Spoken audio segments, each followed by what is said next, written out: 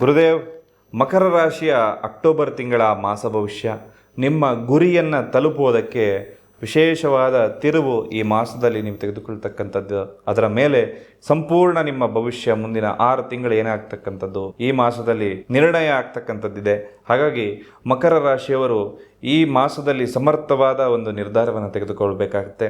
ಯಾವ ರೀತಿ ನಿರ್ಧಾರ, ಪರಿಪೂರ್ಣವಾದ ಮಾಹಿತಿಯನ್ನು ತಿಳಿಸ್ಕೊಡ್ತಾ ಇದ್ದೇನೆ. ಮೊದಲನೇ ಸರಿ ನಮ್ಮ ಚಾನಲ್ಗೆ ಬಂದಿದ್ದರೆ ದಯವಿಟ್ಟು ಸಬ್ಸ್ಕ್ರೈಬ್ ಮಾಡ್ಕೊಳ್ಳಿ. ಸಬ್ಸ್ಕ್ರೈಬ್ ಮಾಡ್ಕೊಳ್ಳದೆ ವಿಡಿಯೋವನ್ನು ನೋಡ್ತಾ ಇದ್ದರೆ ದಯವಿಟ್ಟು ಸಬ್ಸ್ಕ್ರೈಬ್ ಮಾಡ್ಕೊಳ್ಳಿ, ಹಾಗೆ ಬೆಲ್ಲೈಕಾನ್ ಕೂಡ ಕ್ಲಿಕ್ ಮಾಡ್ಕೊಳ್ಳಿ ಅಂತ ಹೇಳ್ತಾ, ಇದು ಮಕರ ರಾಶಿಯವರ ಅಕ್ಟೋಬರ್ ತಿಂಗಳ ಮಾಸ ಭವಿಷ್ಯ. ಈ ಒಂದು ಮಾಸದಲ್ಲಿ ನಿಮ್ಮ ಬದುಕು ಒಂದು ಗುರಿಯನ್ನು ತಲುಪುವ ಹೋರಾಟ ಆಗಿರುತ್ತೆ. ಎಷ್ಟೇ ಕಷ್ಟ ಬಂದರೂ ಕೂಡ ನೀವು ಹಿಂದೆ ಸರಿಯದೆ ಆ ಒಂದು ಗುರಿಯ ಕಡೆ ಹೋಗ್ತಾ ಇರ್ತೀರಿ. ನೀವು ಕರ್ತವ್ಯದ ಹಾದಿಯಲ್ಲಿ ಇರಬೇಕಾದ್ರೆ ಸೈನಿಕನ ಥರ, ಯಾಕಂದರೆ ಮಕರ ರಾಶಿಯ ಪ್ರತಿಯೊಬ್ಬರೂ ಕೂಡ ಸೈನಿಕರ ರೀತಿ ಕಾಣ್ತಾರೆ. ಆ ಒಂದು ಶಿಸ್ತು, ಸಮಯ ಪ್ರಜ್ಞೆ ಅಂತಕ್ಕಂಥದ್ದು ಮಕರ ರಾಶಿಯಲ್ಲಿ ಒಂದು ಕೈ ಹಿಡಿದ ಕನ್ನಡಿ ಅಂತಕ್ಕಂಥದ್ದು. ನಿಮ್ಮ ತಾಳ್ಮೆ ಒಂದು ಕಲ್ಲಿನಂತೆ. ಹಾಗಾಗಿ ಎಷ್ಟೇ ಬಿರುಗಾಳಿ ಬಂದರೂ ಕೂಡ ಈ ಕಲ್ಲನ್ನು ಅಲುಗಾಡಿಸೋದಕ್ಕೆ ಯಾರ ಕೈಯಲ್ಲೂ ಕೂಡ ಸಾಧ್ಯ ಆಗೋದಿಲ್ಲ. ನೀವು ಹೊರಗಿನ ಪ್ರಪಂಚಕ್ಕೆ ಗಂಭೀರವಾಗಿ ಕಂಡರೂ ಕೂಡ ನಿಮ್ಮೊಳಗೆ ಭಾವನೆಗಳ ಬಗ್ಗೆ ಆಳವಾದ ಸಾಗರವಿದೆ ಅಂತಕ್ಕಂಥದ್ದನ್ನು ನಾನು ತಿಳಿಸೋದಕ್ಕೆ ಇಷ್ಟಪಡ್ತೇನೆ. ಹಾಗೆ ನಿಮ್ಮ ಕನಸುಗಳು ಬಹಳ ದೊಡ್ಡದಿರುತ್ತೆ. ಈ ದೊಡ್ಡ ಕನಸುಗಳನ್ನು ಯಾವ ರೀತಿ ನನಸಾಗಿಸಬೇಕು ಅಂತಕ್ಕಂಥದ್ದು ನಿಮಗೇ ತಿಳಿದಿದೆ. ಅದರ ಕಡೆ ಈ ಮಾಸದಲ್ಲಿ ನೀವು ತೆಗೆದುಕೊಳ್ತಕ್ಕಂಥ ನಿರ್ಧಾರ ತುಂಬ ಇಂಪಾರ್ಟೆಂಟ್ ಆಗುತ್ತೆ. ಇನ್ನು ಮಕರ ರಾಶಿಯವರು ಯಾವುದೇ ಒಂದು ಕೆಲಸವನ್ನು ಕೈ ಹಿಡ್ಕೊಂಡ್ರೆ ಅಥವಾ ಕೆಲಸಕ್ಕೆ ಕೈ ಹಾಕಿದ್ರೆ ಅದನ್ನು ಅರ್ಧಕ್ಕೆ ಬಿಡ್ತಕ್ಕಂತಹ ಮನಸ್ಥಿತಿಯವರಲ್ಲ. ಸಂಪೂರ್ಣ ಮಾಡಿ ಅಥವಾ ನ್ಯಾಯಯುತವಾದ ದಾರಿಯಲ್ಲಿ ಹೋಗಿ ಅದನ್ನು ಸಂಪೂರ್ಣ ಮಾಡುವವರು ಈ ಒಂದು ಮಕರ ರಾಶಿಯವರಾಗಿರ್ತಾರೆ. ನಂಬಿದ ಜನರಿಗೆ ಯಾವುದೇ ಕಾರಣಕ್ಕೂ ಮೋಸ ಆಗಲ್ಲ. ತ್ಯಾಗಕ್ಕೆ ಕೂಡ ಸಿದ್ಧರಾಗಿರ್ತೀರಿ. ಅಹಂ ಕೂಡ ಕಲ್ಲಿನಂತೆ ಕಟ್ಟಿಕೊಂಡು ನಿಮ್ಮ ಬೆನ್ನ ಹಿಂದೆ ಇಟ್ಕೊಂಡಿರ್ತೀರಿ. ಅದನ್ನು ಯಾವುದೇ ಕಾರಣಕ್ಕೂ ಕೂಡ ಮುಂದೆ ತೋರಿಸೋದಕ್ಕೆ ಹೋಗೋದಿಲ್ಲ. ವಾಸ್ತವವಾಗಿ ನೀವು ಭಾವನಾತ್ಮಕ ಜೀವಿಗಳಾಗಿರ್ತೀರಿ. ತರ್ಕ ಅಂತಕ್ಕಂಥದ್ದು ಕೂಡ ಮಾಡ್ತಾ ಇರ್ತೀರಿ. ಸ್ವಯಂವಾಗಿ ನಿಮ್ಮ ತಪ್ಪುಗಳೇನು ಅಂತ ಹೇಳಿ ಸ್ವಯಂ ಅನ್ವೇಷಣೆ ಕೂಡ ನಿಮ್ಮಲ್ಲಿರುತ್ತೆ. ಹಾಗೆ ಒಂಟಿಯಾಗಿರೋದ್ರಲ್ಲಿ ಹೆಚ್ಚು ಆರಾಮವನ್ನು ಪಡ್ಕೊಳ್ತೀರಿ. ಹಾಗೆ ನಿಮ್ಮ ಬದುಕಿನ ಪ್ರಯಾಣದಲ್ಲಿ ನಿಮ್ಮ ಜೊತೆಗಾರನ ಮೇಲೆ ಕೂಡ ಅವಲಂಬನೆ ಕೂಡ ನೀವು ಆಗಿರ್ತೀರಿ. ಹಾಗೆ ಈ ಮಾಸದಲ್ಲಿ ಒಂದು ಸ್ವಲ್ಪ ಯಶಸ್ಸಾಗಬೇಕಾದ್ರೆ ಶನಿ ದೇವರು ಕೂಡ ನಿಮ್ಮ ಪ್ರತಿ ಹಂತದಲ್ಲೂ ಕೂಡ ಇರಬೇಕಾಗತ್ತೆ. ಓಂ ಶನಿ ದೇವಾಯ ನಮಃ ಅಂತ ಕಮೆಂಟ್ ಹಾಕೋದನ್ನು ಮರಿಬೇಡಿ. ಹಾಗೆ ನಿಮ್ಮ ತಾಳ್ಮೆ ಮತ್ತು ಶ್ರಮವೇ ನಿಮ್ಮ ಅತಿ ದೊಡ್ಡ ಶಕ್ತಿ ಅಂತಕ್ಕಂಥದ್ದು. ಶಾರ್ಟ್ಕಟ್ ಎಂದಿಗೂ ಕೂಡ ನಿಮಗೆ ಕೆಲಸ ಮಾಡೋದಿಲ್ಲ. ಗುರಿಯನ್ನು ತಲುಪಬೇಕಾದ್ರೆ ನಿಧಾನವಾಗಿ ತಲುಪ್ತೀರಿ, ಆದರೆ ಗುರಿಯನ್ನು ತಲುಪ್ತೀರಿ ಅಂತಕ್ಕಂಥದ್ದನ್ನು ಮಕರ ರಾಶಿಯವರು ಮರಿಬಾರದು. ಹಾಗೆ ಶಿಸ್ತು ನಿಮ್ಮ ಯಶಸ್ಸಿನ ಮೂಲ ಅಂತಕ್ಕಂಥದ್ದು. ಎಂದಿಗೂ ಕೂಡ ಅದನ್ನು ಮರಿಬೇಡಿ. ಅದನ್ನು ಬಿಟ್ಟು ಬೇರೆ ದಾರಿಯಲ್ಲಿ ಹೋಗಬೇಡಿ. ಹಾಗೆ ಪೂಜಿಸಬೇಕಾದ ದೇವರುಗಳು ಯಾವುದು ಅಂದರೆ, ನಿಮ್ಮ ಅಧಿಪತಿ ಶನಿಗ್ರಹ ಆಗಿರೋದ್ರಿಂದ ಶನಿದೇವರ ಆರಾಧನೆ, ಹನುಮಾನ್ ಚಾಲೀಸ ನಿಮ್ಮನ್ನು ರಕ್ಷಣೆ ಮಾಡುತ್ತೆ. ಪ್ರತಿ ಶನಿವಾರ ಶನಿ ದೇವಸ್ಥಾನಕ್ಕೆ ಹೋಗಿ ಭೇಟಿ ಮಾಡಿ ಅಲ್ಲಿ ಎಳ್ಳೆಣ್ಣೆಯಲ್ಲಿ ದೀಪ ಹಚ್ಕೊಂಡು ಬರಬೇಕಾಗತ್ತೆ. ಇದು ನಿಮಗೆ ಅತ್ಯಂತ ಯಶಸ್ಸು ಕೊಡುತ್ತೆ. ಹನುಮಾನ್ ಚಾಲೀಸ ಪ್ರತಿನಿತ್ಯ ಓದ್ಕೋಬೋದು. ದಾನ, ಬಡವರಿಗೆ ಅಥವಾ ನಿರ್ಗತಿಕರಿಗೆ ಸ್ವಲ್ಪ ದಾನ ಧರ್ಮ ಮಾಡೋದು ಕೂಡ ಮಕರ ರಾಶಿಯವರಿಗೆ ಸಕ್ಸಸ್ಸನ್ನು ಕೊಡುತ್ತೆ. ಹಾಗೆ ಈ ಒಂದು ಮಾಸದಲ್ಲಿ, ಅಕ್ಟೋಬರ್ ಮಾಸದಲ್ಲಿ ನೋಡೋದಾದರೆ ಹೊಸ ಯೋಜನೆಗಳು ಆರಂಭ ಆಗ್ಬೋದು. ಅದರಿಂದವಾಗಿ ಖಚಿತವಾಗಿ ಕೂಡ ಲಾಭಗಳು ಕೂಡ ಆಗುತ್ತೆ ಈ ಮಾಸದಲ್ಲಿ. ಇನ್ನು ನೀವು ನೋಡಬೇಕಾದ್ರೆ, ಬಂಡವಾಳ ಮಾಡಬೇಕಾದ್ರೆ ನಿಧಾನವಾಗಿ ಬಂಡವಾಳವನ್ನು ಹಾಕಿ. ಯಾಕಂದರೆ ಒಂದು ಸಾಲ ತಗೊಂಡು ಬಂಡವಾಳ ಹಾಕ್ತೀನಿ ಅಂದಾಗ ಸ್ವಲ್ಪ ಆ ಸಾಲದಿಂದಾಗಿ ನಷ್ಟ ಆಗ್ತಕ್ಕಂಥ ಲಕ್ಷಣ ಇರುತ್ತೆ. ನೀವು ಕೂಡಿಟ್ಟಂತಹ ದುಡ್ಡೇನಿರುತ್ತೆ ಅದರಿಂದ ಹೊಸ ಒಂದು ಉದ್ಯಮವನ್ನು ಪ್ರಾರಂಭ ಮಾಡೋದು ಲಾಭ ಆಗಿರುತ್ತೆ. ಹಾಗೆ ನೀವು ತೆಗೆದುಕೊಳ್ತಕ್ಕಂತಹ ಪ್ರತಿ ನಿರ್ಧಾರ ಕೂಡ ಭವಿಷ್ಯದ ಮೇಲೆ ದೊಡ್ಡ ಯಶಸ್ಸು ಅಥವಾ ದೊಡ್ಡ ಒಂದು ಆಘಾತವನ್ನು ತರುತ್ತೆ. ಹಾಗಾಗಿ ಈ ನಿರ್ಧಾರವನ್ನು ನಿರ್ದಿಷ್ಟವಾಗಿ ಯೋಚನೆ ಮಾಡಿ ಆನಂತರದಲ್ಲಿ ತಗೋಬೇಕಾಗತ್ತೆ. ನೀವು ಪ್ರತಿಸ್ಪರ್ಧಿಗಳ ಬಗ್ಗೆ ನಿಮ್ಮ ತಾಳ್ಮೆಯಿಂದ ಇರಬೇಕಾಗತ್ತೆ. ನಿಮ್ಮ ಪ್ರತಿಸ್ಪರ್ಧಿಗಳನ್ನು ಸೂಕ್ಷ್ಮವಾಗಿ ನೀವು ಗಮನಿಸ್ತಾ ಇರಬೇಕಾಗತ್ತೆ. ಹಾಗೆ ಶನಿವಾರ ದಿವಸ ಹನುಮಾನ್ ದೇವಸ್ಥಾನಕ್ಕೆ ಹೋಗಿ ಭೇಟಿಯನ್ನು ಕೊಟ್ಟಾಗ ಈ ಬಿಸ್ನೆಸ್ ಯಾರ್ಯಾರು ಮಾಡ್ತಾ ಇರ್ತೀರಿ ಒಂದು ಮಕರ ರಾಶಿಯಲ್ಲಿ ನಿಮಗೆ ಲಾಭ ಆಗುತ್ತೆ. ಇನ್ನು ಆರೋಗ್ಯದ ವಿಚಾರದ ಬಗ್ಗೆ ನೋಡೋದಾಯಿತು ಅಂದರೆ, ನಿಮ್ಮ ಆರೋಗ್ಯದ ಮೇಲೆ ಶಿಸ್ತಿನ ಮೇಲೆ ನಿಂತಿರುತ್ತೆ. ನೀವು ಯಾವ ನಿಯಮಗಳನ್ನು ಹಾಕ್ಕೊಂಡಿರ್ತೀರಿ ಆ ನಿಯಮವನ್ನು ಸರಿಯಾಗಿ ಪಾಲಿಸೋದಷ್ಟೇ ಬಾಕಿ ಇರುವಂಥದ್ದು. ನೀವು ಮೂಳೆಗಳು ಅಥವಾ ಕೀಲುಗಳಿಗೆ ಸಂಬಂಧಪಟ್ಟಂಥ ಸಮಸ್ಯೆಗೆ ಒಳಗಾಗ್ಬೋದು. ಈ ಮಾಸದಲ್ಲಿ ಯೋಗ ಅಥವಾ ಜಿಮ್ ಅಂತಕ್ಕಂಥದ್ದು ಕೂಡ ಖಂಡಿತವಾಗ್ಲೂ ನೀವು ಮಾಡಬೇಕಾಗತ್ತೆ. ಸರಿಯಾದ ಆಹಾರ, ನಿದ್ರೆಗೆ ಪ್ರಾಮುಖ್ಯತೆಯನ್ನು ಕೊಡಿ. ನಿದ್ರೆ ಅಂತಕ್ಕಂಥದ್ದನ್ನು ಮರೆಯುವಂತಹ ಒಂದು ವಿಚಾರ ಅಲ್ಲ. ಸರಿಯಾದ ರೀತಿಯಲ್ಲಿ ನಿದ್ರೆಯನ್ನು ಮಾಡಬೇಕಾಗತ್ತೆ. ಹಾಗೆ ನಿಮ್ಮ ಮನಸ್ಸನ್ನು ಸದಾ ಶಾಂತವಾಗಿ ಇಟ್ಕೊಳ್ಳಿ. ಉದ್ವೇಗ ಅಂತಕ್ಕಂಥದ್ದನ್ನು ದೂರ ಮಾಡಿಕೊಳ್ಳಿ. ಹಾಗೆ ಅತಿಯಾದ ಚಿಂತೆ ಅಂತಕ್ಕಂಥದ್ದು ಕೂಡ ದೂರ ಮಾಡಿ.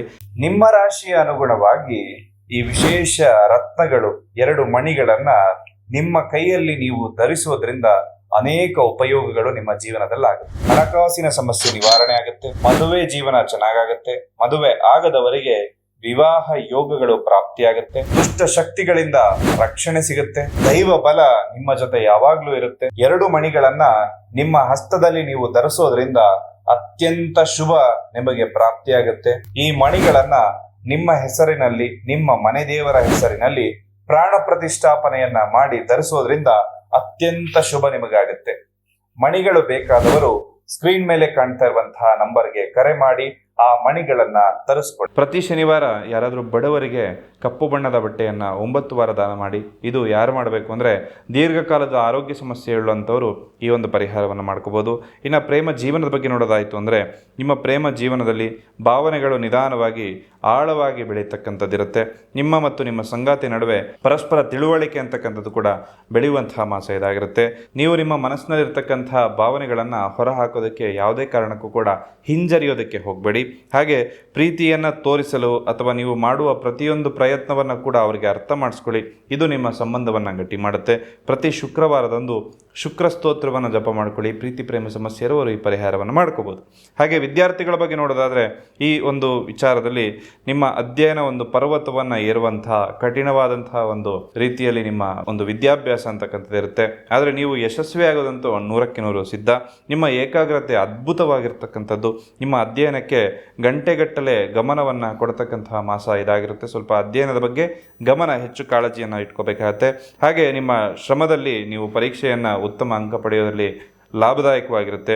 ವಿದೇಶದಲ್ಲಿ ಅಧ್ಯಯನ ಮಾಡೋದಕ್ಕೆ ಯಾರಾದರೂ ಮಕರ ರಾಶಿಯವರು ಪ್ರಯತ್ನ ಮಾಡ್ತಾ ಇದ್ರೆ ಅದಕ್ಕಿದು ಒಳ್ಳೆಯ ಸಮಯ ಅಂತ ಹೇಳ್ತೇನೆ. ಪ್ರತಿ ಶನಿವಾರ ಬಡ ವಿದ್ಯಾರ್ಥಿಗಳಿಗೆ ಪುಸ್ತಕವನ್ನು ದಾನವಾಗಿ ನೀವು ನೀಡೋದ್ರಿಂದ ವಿದ್ಯಾರ್ಥಿಗಳಿಗೆ ಏನಾದರೂ ಅಡೆತಡೆಗಳಾಗ್ತಾ ಇದ್ದರೆ ವಿದ್ಯಾರ್ಥಿ ಜೀವನದಲ್ಲಿ ಲಾಭದಾಯಕವಾಗಿರುತ್ತೆ. ಇನ್ನು ನಾವು ಬಡವರು ನಾವೇನು ಮಾಡಲಿ ಅಂದರೆ ಆದಷ್ಟು ಶನಿಯ ಒಂದು ಸ್ತೋತ್ರವನ್ನು ಜಪ ಮಾಡ್ಕೊಳ್ಳಿ. ನಿಮ್ಮ ವೈವಾಹಿಕ ಜೀವನ ಸ್ವಲ್ಪ ನಂಬಿಕೆಯ ಮೇಲೆ ನಿಂತಿರೋದ್ರಿಂದ ಜವಾಬ್ದಾರಿಯ ಮೇಲೆ ನಿಮ್ಮ ಜವಾಬ್ದಾರಿ ಅಂತಕ್ಕಂಥದ್ದು ಕೂಡ ತುಂಬ ಇಂಪಾರ್ಟೆಂಟ್ ಆಗುತ್ತೆ.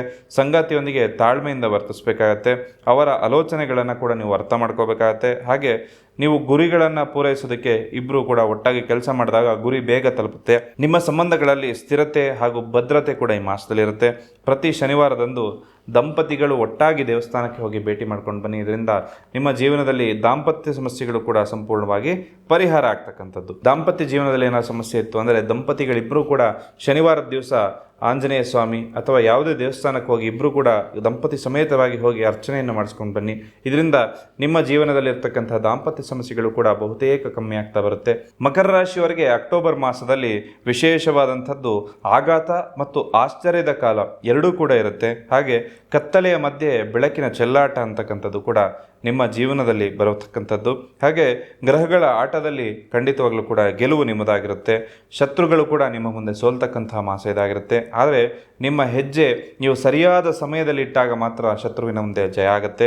ದೈವ ಅನುಗ್ರಹ ನಿಮಗೆ ದೊಡ್ಡ ಒಂದು ಅನುಗ್ರಹ ಅಂತಕ್ಕಂಥದ್ದು. ದೈವ ಅನುಗ್ರಹ ನಿಮ್ಮ ಜೊತೆ ಇರೋದ್ರಿಂದ ಎಲ್ಲ ಕೆಲಸ ಕಾರ್ಯಗಳು ಕೂಡ ಶುಭವಾಗುತ್ತೆ. ಆರ್ಥಿಕ ಸ್ಥಿತಿ ಅಕ್ಟೋಬರ್ ಮಾಸದಲ್ಲಿ ಸ್ವಲ್ಪ ಹಣದ ಕೊರತೆ ಇರುತ್ತೆ. ಮಧ್ಯದಲ್ಲಿ ಆಕಸ್ಮಿಕ ಧನಲಾಭದಿಂದಾಗಿ ಸಮಸ್ಯೆಗಳೆಲ್ಲವೂ ಕೂಡ ಪರಿಹಾರ ಆಗುತ್ತೆ. ಹಳೆಯ ಹೂಡಿಕೆ ಸ್ವಲ್ಪ ಫಲವನ್ನು ಕೊಡುತ್ತೆ. ಏನಾದರೂ ಇನ್ವೆಸ್ಟ್ಮೆಂಟ್ ಮಾಡಿತ್ತು ಅಂದರೆ ಅದರಿಂದ ಸ್ವಲ್ಪ ಲಾಭ ಆಗುತ್ತೆ. ಆಸ್ತಿಯಲ್ಲಿ ಸ್ವಲ್ಪ ಬೆಳವಣಿಗೆ ಅಂತಕ್ಕಂಥದ್ದಿರುತ್ತೆ. ಬಂಗಾರದ ಹೂಡಿಕೆಯಿಂದ ಸ್ವಲ್ಪ ಲಾಭದಾಯಕವಾಗಿರುತ್ತೆ. ಹೊಸ ಆದಾಯದ ಮಾರ್ಗ ಕೂಡ ಈ ಮಾಸದಲ್ಲಿ ನಿಮ್ಮನ್ನು ಹುಡ್ಕೊಂಡ್ಬರ್ಬೋದು. ಸಾಲ ತೀರಿಸ್ತಕ್ಕಂಥ ಅವಕಾಶ ಈ ಮಾಸದಲ್ಲಿರುತ್ತೆ. ಹಣಕಾಸಿನ ಒತ್ತಡ ಬಹಳಷ್ಟು ಕಮ್ಮಿಯಾಗುತ್ತೆ. ಅಕ್ಟೋಬರ್ ಕೊನೆಯಲ್ಲಿ ದೊಡ್ಡ ಆರ್ಥಿಕ ಬೆಳವಣಿಗೆ ಕೂಡ ನಿಮ್ಮಲ್ಲಾಗುತ್ತೆ. ಮೋಸಗಾರರಿಂದ ಸ್ವಲ್ಪ ಎಚ್ಚರಿಕೆಯಿಂದ ನೀವು ಇರಬೇಕಾಗತ್ತೆ. ಹಾಗೆ ವೃತ್ತಿಪರ ನೋಡೋದಾಯಿತು ಅಂದರೆ ಕಚೇರಿಯಲ್ಲಿ ಹೊಸ ಹೊಣೆಗಾರಿಕೆ ಬರಬಹುದು. ಸಹೋದ್ಯೋಗಿಗಳಿಂದ ಸ್ವಲ್ಪ ನಿಮ್ಮ ಮೇಲೆ ಕತ್ತಿ ಮಸಿಯತಕ್ಕಂಥದ್ದು, ಬೆನ್ನಿಗೆ ಚೂರಿ ಹಾಕ್ತಕ್ಕಂತಹ ಘಟನೆಗಳು ಕೂಡ ನಡೀಬೋದು. ಆದರೆ ನಿಮ್ಮ ಬಾಸ್ ಯಾರು ಇರ್ತಾರಲ್ಲ ಅವರು ನಿಮ್ಮನ್ನು ಗುರುತಿಸಿ ಶ್ಲಾಘನೀಯವಾಗಿ ನಿಮ್ಮನ್ನು ಹೊಗಳ್ತಾರೆ. ಹಾಗೆ ವ್ಯಾಪಾರಿಗಳಿಗೆ ಆಕಸ್ಮಿಕವಾಗಿ ಹೊಸ ಅವಕಾಶಗಳು ಕೂಡ ಬರಬಹುದು. ವಿದೇಶದಲ್ಲಿ ಪ್ರಯಾಣ ಮಾಡತಕ್ಕಂಥ ಯಾರಾದರೂ ಮಕರ ರಾಶಿಯವರಿತ್ತು ಅಥವಾ ಮಕರ ರಾಶಿಯವರು ವಿದೇಶದಲ್ಲಿತ್ತು ಅಂದರೆ ಆರ್ಥಿಕ ಲಾಭ ನಿಮ್ಮಲ್ಲಿರುತ್ತೆ. ಹಾಗೆ ಹೊಸ ಯೋಜನೆ ಯಶಸ್ಸಿನ ದಾರಿ ಕೂಡ ನಿಮ್ಮದಾಗುತ್ತೆ. ಹಳೆಯ ಶತ್ರುಗಳೆಲ್ಲರೂ ಕೂಡ ಮೌನವಾಗಿ ಶರಣಾಗ್ತಕ್ಕಂತಹ ಮಾಸ ಅಂತ ಹೇಳ್ತೇನೆ. ಉದ್ಯೋಗದಲ್ಲಿ ಬದಲಾವಣೆ ಅಂತಕ್ಕಂಥದ್ದು ಕೂಡ ಈ ಮಾಸದಲ್ಲಿ ಆಗ್ಬೋದು. ನಿರುದ್ಯೋಗಿಗಳಿಗೆ ಅನಿರೀಕ್ಷಿತವಾಗಿ ಯಾವುದೋ ಒಂದು ನಿಮ್ಮ ಸ್ನೇಹಿತರಿಂದ ಅಥವಾ ತಂದೆ ಸಂಬಂಧಿಗಳಿಂದ ಸ್ವಲ್ಪ ಒಂದಷ್ಟು ಹೊಸ ಅವಕಾಶ ಅವಕಾಶಗಳು ನಿಮ್ಮನ್ನು ಹುಡ್ಕೊಂಡ್ ಬರ್ಬೋದು. ಪ್ರೀತಿ ವಿಚಾರದಲ್ಲಿ ಹಳೆಯ ಕಲಹಗಳೇನಾರಿತ್ತು ಅಂದ್ರೆ ಅದೆಲ್ಲವೂ ಕೂಡ ಪರಿಹಾರ ಆಗುತ್ತೆ. ದಾಂಪತ್ಯ ಜೀವನದಲ್ಲಿ ಸ್ವಲ್ಪ ತಾಪಮಾನ ಏರಿಕೆ ಅಂದ್ರೆ ಗಂಡ ಹೆಂಡತಿ ನಡುವೆ ಒಂದಷ್ಟು ಜಗಳ ಕಲಹಗಳು ಕೂಡ ಆಗ್ಬೋದು. ಆದರೆ 15ನೇ ತಾರೀಕು ನಂತರದಲ್ಲಿ ಹೆಂಡತಿ ಕಡೆಯಿಂದ ಸ್ವಲ್ಪ ಸಿಹಿ ಉಡುಗೊರೆಗಳು ಕೂಡ ನಿಮಗೆ ಪ್ರಾಪ್ತಿ ಆಗ್ಬೋದು. ಕುಟುಂಬದಲ್ಲಿ ಸ್ವಲ್ಪ ಹಬ್ಬದ ವಾತಾವರಣ ಇರುತ್ತೆ. ಬಂಧುಗಳು ಕೂಡ ಮನೆಗೆ ಬರ್ತಕ್ಕಂಥದ್ದು. ಅಕ್ಟೋಬರ್ ಮಧ್ಯದಲ್ಲಿ ಕುಟುಂಬದಲ್ಲಿ ಒಂದಷ್ಟು ಕಲಹ ಆದ ನಂತರದಲ್ಲಿ ಇದೆಲ್ಲವೂ ಕೂಡ ಲಾಭ ಆಗುತ್ತೆ. ಹಿರಿಯರಿಂದ ಸ್ವಲ್ಪ ವಿಶೇಷವಾದಂತಹ ಸಲಹೆಗಳು ಈ ಒಂದು ಗಲಾಟೆ ಎಲ್ಲ ಆದ ನಂತರದಲ್ಲಿ ನಿಮಗೆಲ್ಲರಿಗೂ ಕೂಡ ಸಿಗ್ಬೋದು. ಹೊಸ ಸಂಬಂಧಗಳು ಕೂಡ ಒಂದು ಹುಡುಕೊಂಡು ಬರ್ತಕ್ಕಂಥದ್ದು, ಮದುವೆ ಯೋಗಗಳು ಕೂಡ ಇರ್ತಕ್ಕಂಥದ್ದು. ಹಾಗೆ ರಕ್ತದ ಒತ್ತಡ BP ಯಾರಾದರೂ ಇತ್ತು ಅಂದರೆ ಸ್ವಲ್ಪ ಅದನ್ನು ಕಂಟ್ರೋಲ್ ಮಾಡ್ಕೊಳ್ಳಿ, ಖಂಡಿತವಾಗ್ಲೂ ಲಾಭ ಆಗುತ್ತೆ. ಅಕ್ಟೋಬರ್ ಮಧ್ಯದಲ್ಲಿ ಶಕ್ತಿ ವೃದ್ಧಿ ಅಂದರೆ ದೇಹದಲ್ಲಿ ಏನಾದರೂ ನಿಶಕ್ತಿ ಇತ್ತು ಅಂದರೆ ಅದೆಲ್ಲವೂ ಕೂಡ ಕ್ಲಿಯರ್ ಆಗುತ್ತೆ. ಹಳೆ ಕಾಯಿಲೆಗಳು ಕೂಡ ಪರಿಹಾರ ಆಗುತ್ತೆ. ಆಹಾರದಲ್ಲಿ ನಿಯಮ ಅಂತಕ್ಕಂಥದ್ದು ಬಹಳ ಅಗತ್ಯ ಆಗಿರುತ್ತೆ. ನಿದ್ರಾಹೀನತೆಯನ್ನು ತಪ್ಪಿಸ್ಕೊಳ್ಳಿ ಅಂತ ಆಗಾಗ ಹೇಳ್ತಾ ಇದ್ದೇನೆ. ಧಾರ್ಮಿಕ ಕಾರ್ಯಗಳಲ್ಲಿ ಪಾಲ್ಗೊಳ್ಬೇಕಾಗತ್ತೆ. ಹಾಗೆ ದೇವಾಲಯ ಭೇಟಿ ಎಲ್ಲವೂ ಕೂಡ ನಿಮಗೆ ಮನಸ್ಸಿಗೆ ಶಾಂತಿಯನ್ನು ಕೊಡುತ್ತೆ. ದೈವ ಅನುಗ್ರಹ ಕೂಡ ನಿಮ್ಮಲ್ಲಿ ಸಿಗ್ತಕ್ಕಂಥದ್ದಿರುತ್ತೆ. ಈ ಮಾಸದಲ್ಲಿ ನೀವು ಅಂದುಕೊಂಡ ಕೆಲಸ ಕಾರ್ಯಗಳೆಲ್ಲವೂ ಕೂಡ ಸಿದ್ಧಿಯಾಗಲಿ. ಕೆಲವೊಬ್ಬರ ಜೀವನದಲ್ಲಿ ರಾಜಯೋಗ ಇದ್ರೂ ಕೂಡ ಅವರು ಯಾವುದೇ ರೀತಿಯಾದಂತಹ ಏಳಿಗೆಯನ್ನು ಆಗ್ತಾ ಇರೋದಿಲ್ಲ. ಆದರೆ ಇನ್ನೂ ಕೆಲವರ ಜೀವನದಲ್ಲಿ ಯಾವುದೇ ಯೋಗ ಇಲ್ಲ ಇದ್ರೂ ಕೂಡ ದಿನದಿಂದ ದಿನಕ್ಕೆ ಅಭಿವೃದ್ಧಿಯನ್ನು ಆಗ್ತಾರೆ. ಅದಕ್ಕೆ ಮೂಲ ಕಾರಣ ನಾನು ಯಾವ ದಾರಿಯಲ್ಲಿ ಹೋದರೆ ಸಕ್ಸಸ್ ಆಗ್ತೀನಿ ಅಂತಕ್ಕಂಥದ್ದನ್ನು ಅವರ ಮೂಲ ಜಾತಕವನ್ನು ನೋಡಿ ಅವರು ತಿಳ್ಕೊಂಡಿರ್ತಾರೆ. ನೀವು ಕೂಡ ಅದನ್ನು ನೋಡಿಕೊಂಡು ನಿಮ್ಮ ದಾರಿ ಯಾವುದು ಅಂತ ಹೇಳಿ ಕಂಡುಕೊಂಡು ಲಾಭದಾಯಕವಾಗಿರಲಿ. ನೀವು ಅಂದುಕೊಂಡ ಕೆಲಸ ಕಾರ್ಯಗಳೆಲ್ಲವೂ ಕೂಡ ಸಿದ್ಧಿಯಾಗಲಿ. ಎಲ್ರಿಗೂ ಶುಭವಾಗಲಿ. ಸರ್ವೇ ಜನಃ ಸುಖಿನೋ ಭವಂತು.